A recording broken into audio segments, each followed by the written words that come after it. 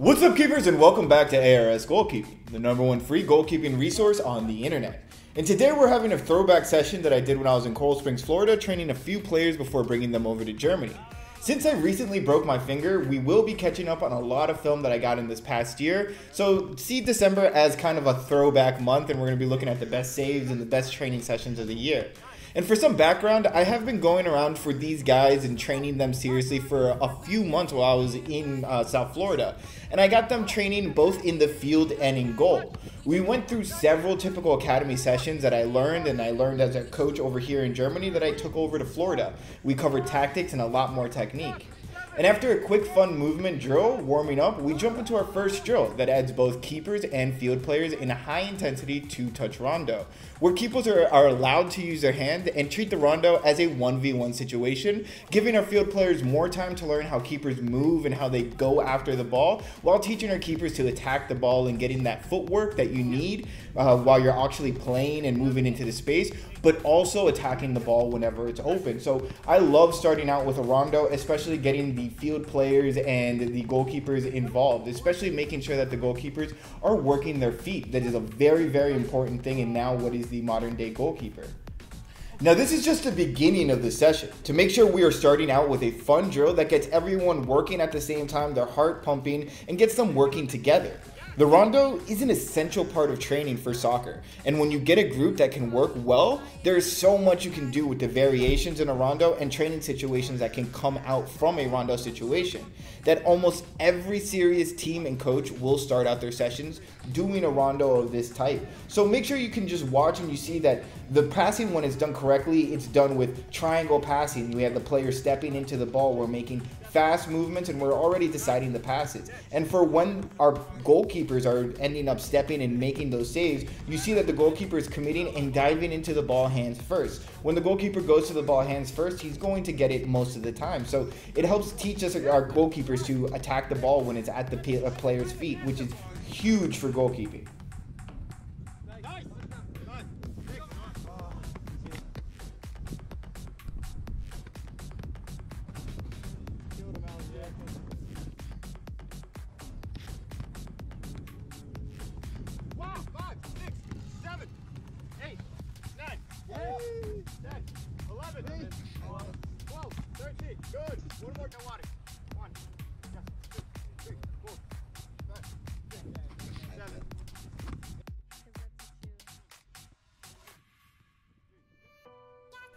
And after we have a good session of rondo with the keepers in the center, we have a small water break before splitting up the goalkeepers and field players to work on separate areas of their positions.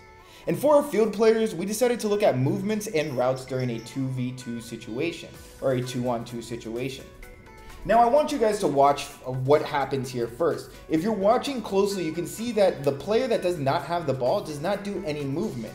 Now when you see this, when you're a defender, it's extremely easy to defend when the other player isn't moving. All you have to do is step up and shut down the ball. Now, when I tell these players is, hey, let's start making some movement. If you're not the player with the ball, check into the space that isn't there. Open up the space with your movement. So if I don't have the ball, but I run the opposite way, the defender is gonna have to follow me, leaving the space open for my guy with the ball to dribble into it.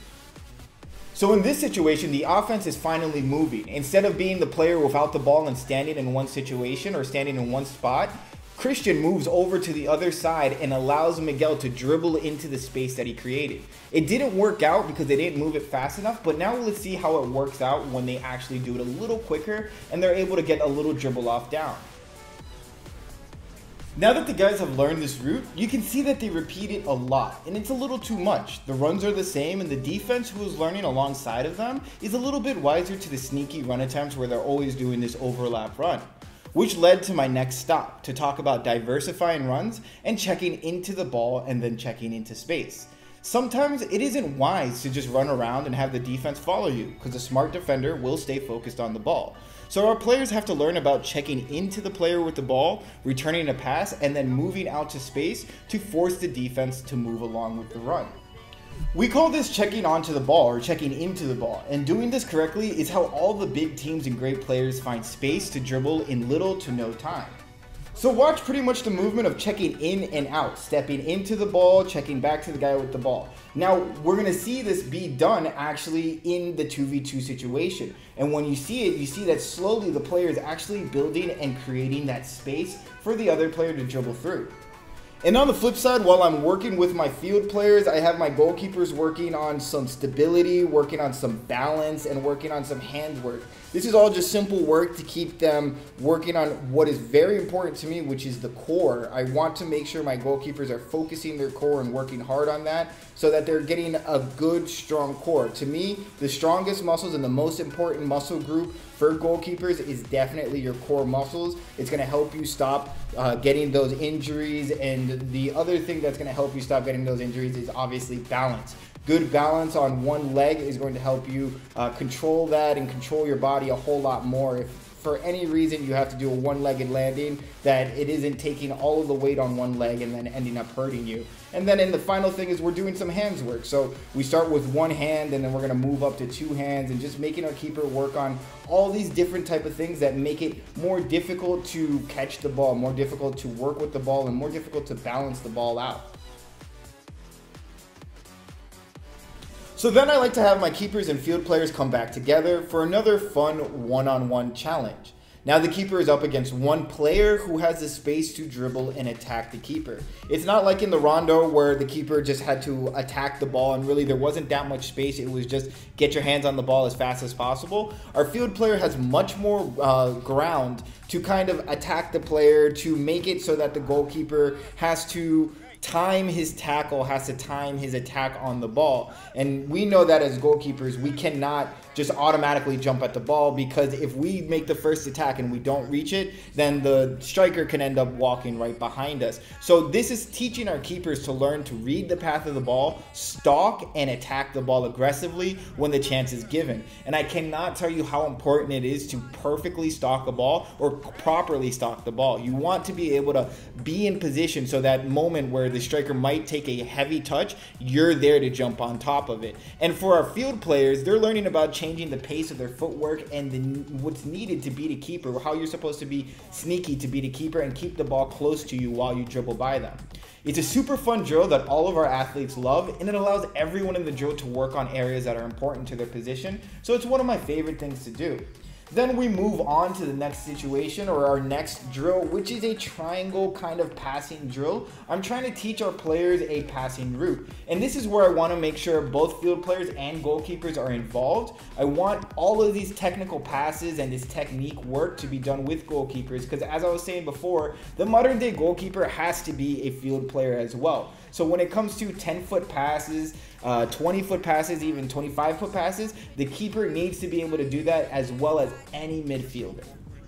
And of course, whenever I have this many keepers and this many field players, we're gonna end on shots. Everyone wants to take shots. We know that we have a lot of really good goalkeepers and we have a good session. And so right before we do the shooting session, we've made sure that we've done all of our other technical workouts. I take out a medicine ball. This is only a 4-pound or a 5-pound medicine ball. It's light compared to other medicine balls, and I have my keepers work on throwing the ball around together, get your hands ready and get that hand strength up. And then we end with the typical shooting session that you guys see in all of my reviews and all of my training sessions.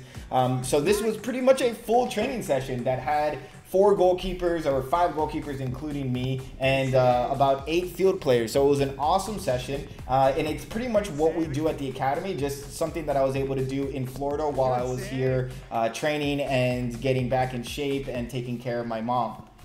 So yeah, thank you guys so much for watching the video. I hope you liked it. If you did, please don't forget to click like and subscribe if you haven't already. Leave your comments down below, and don't forget to check back in soon for the next video. Thank you guys again so much, and I'll see you guys again very soon. 6, 7.